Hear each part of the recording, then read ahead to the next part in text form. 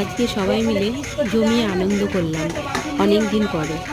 শ্বশুর শাশুড়ি দেওর ননদ সবাইকে নিয়ে মাসিমণির বাড়িতে ছাদ বাগানে পিকনিক করলাম। বেশ মজাই হলো, খাওয়া দাওয়া হলো বেশ জমজমাট। ছোটো মাসিমণি রান্না করেছিল ডাল, চাটনি, সাদা ভেজ পোলাও। মেজো মাসিমণি রান্না করেছিল আলুর দম। আর সব শেষে আমার ভাগে পড়ল দেশি মুরগির ঝোল। মাসিমণি মাংসটা ম্যারিনেট করে সব কিছু রেডি করে রেখেছিল, শুধু আমাকে কষতে দেওয়া হয়েছিল।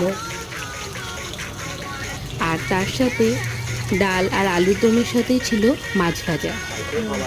আর ছোটো দেওর বানিয়েছিল স্যালাড। আর শেষ পাতে ছিল গুড়ের রসগোল্লা ও রসগোল্লা আর কোল্ড ড্রিঙ্কস। তার সাথে বাজছিল মেসোমশাইয়ের পছন্দের পাহাড়ি মিউজিক। তারপর সূর্য ডুবে যাওয়ার সাথে সাথে সবাই মিলে নিচে নেমে এসে সন্ধ্যায় লিকার চা আর বিস্কুট খেয়ে বাড়ি ফিরে আসে।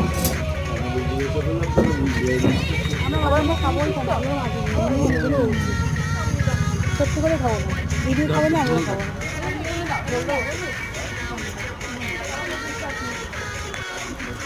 যাও বললে